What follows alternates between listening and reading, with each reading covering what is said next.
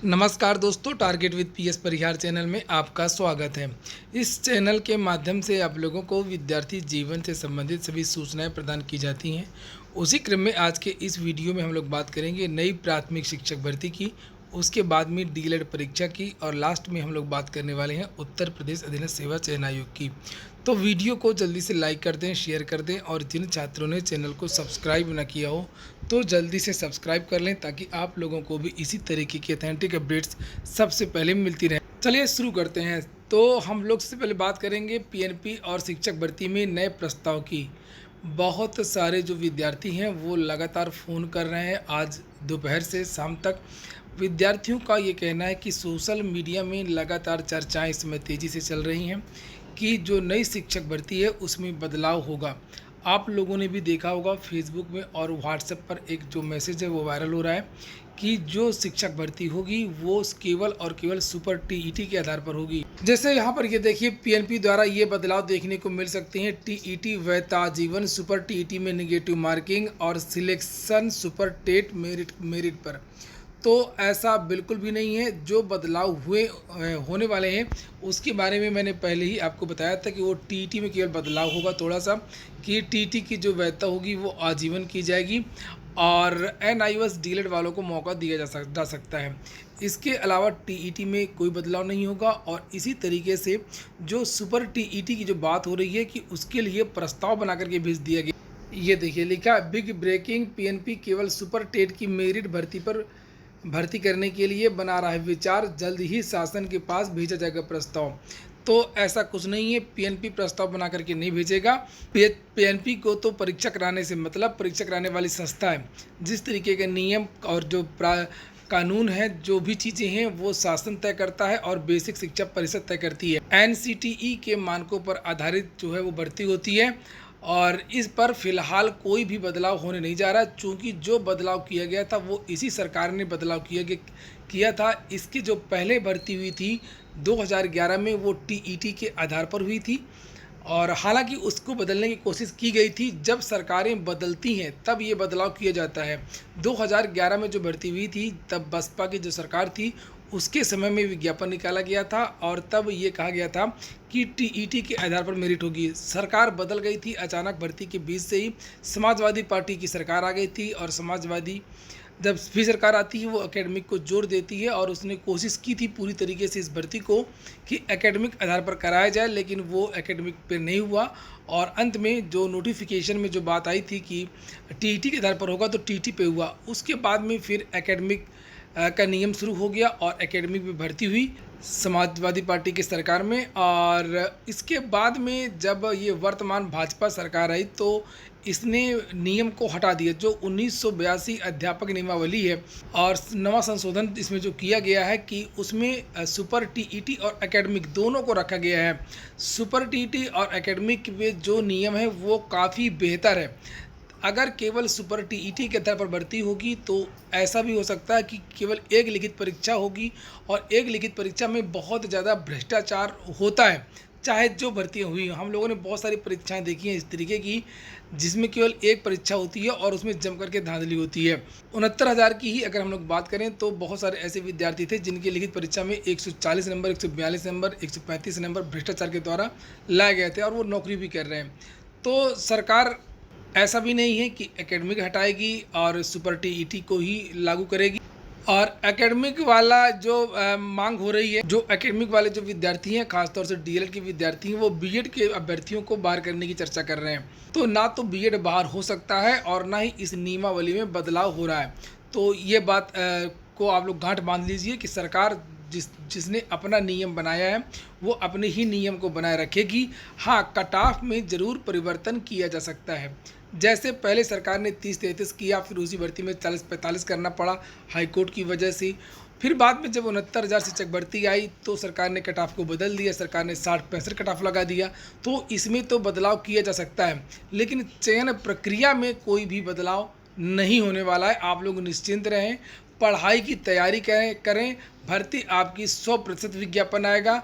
मैं ये नहीं कह सकता हूँ कि आपकी जो परीक्षा है वो इस समय हो पाएगी या नहीं हो पाएगी, चूँकि दिसंबर लास्ट में या जनवरी के महीने में अधिसूचना शुरू हो जाएगी। पूरे जो कर्मचारी हैं, बहुत सारे कर्मचारी होते हैं सभी विभागों के, जो परीक्षा में लगते हैं और सबकी ड्यूटियाँ यहाँ वहाँ लग जाती हैं। किसी को नोडल अफसर बना दिया जाता है, कहीं पर पुलिस नहीं रहती है। जिस तरीके से हम लोगों ने पंचायत चुनाव में देखा, पंचायत चुनाव में बहुत सारी परीक्षा होने वाली थी और उन परीक्षाओं को स्थगित करना पड़ा था, खास तौर से एडेड जूनियर हाई स्कूल भर्ती इत्यादि की परीक्षा।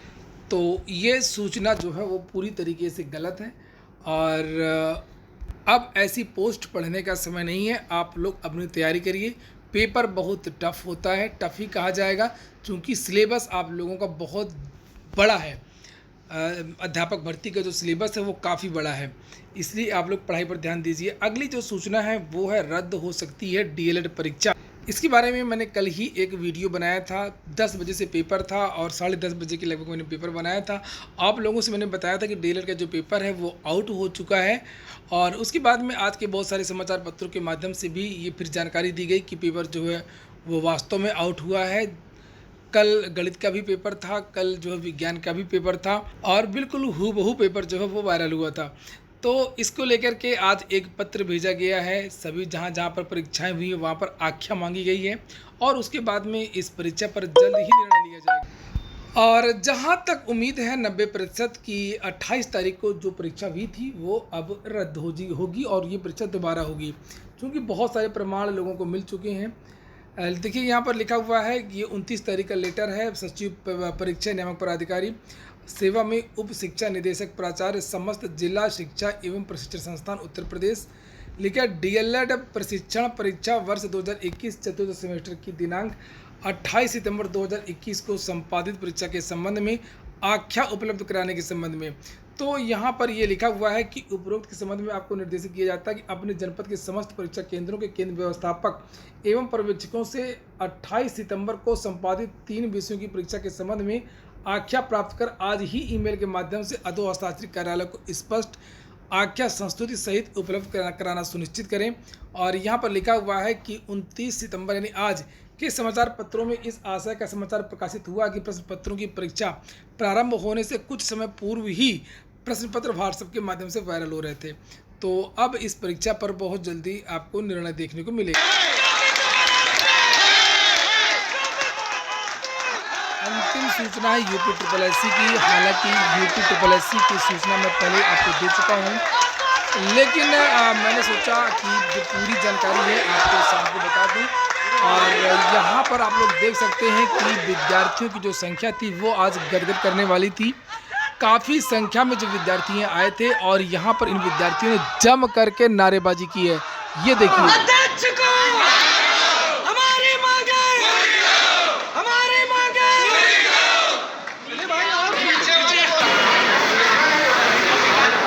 आप लोग देखिए विद्यार्थियों का जमावड़ा और विद्यार्थियों की वास्तव में बहुत अच्छी संख्या थी, जिसकी वजह से जो है पुलिस के कर्मचारियों ने छात्रों से वार्ता किया और उसके बाद में परीक्षा नियंत्रक से भी वार्ता हुई और काफ़ी देर वार्ता हुई। काफ़ी परीक्षाओं को लेकर के भी चर्चाएं हुई कि कब कब जो परीक्षाओं का परिणाम आएगा।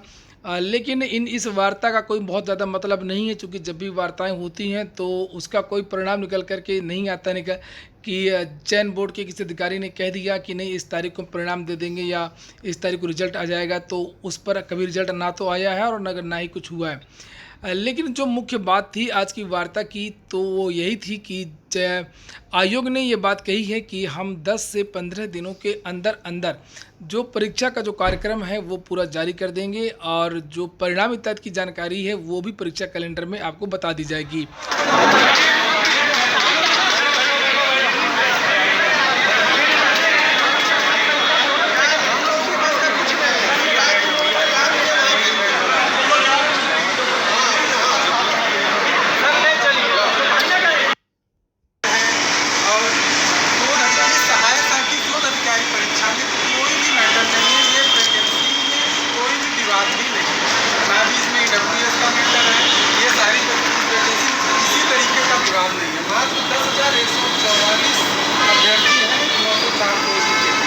जैसे कि अध्यक्ष जी को आवाज़ जाए तो मैं उनसे कहना चाहता हूँ जो आप दूसरी कंपनियों का हवाला देते हैं कि हमारे यहाँ ये समस्या है, शासन से आदेश नहीं मिल रहा है और कोर्ट का केस है, जबकि सहायक सांख्यिकी शोध इत्यादि परीक्षा में किसी प्रकार की कोई भी त्रुटि नहीं।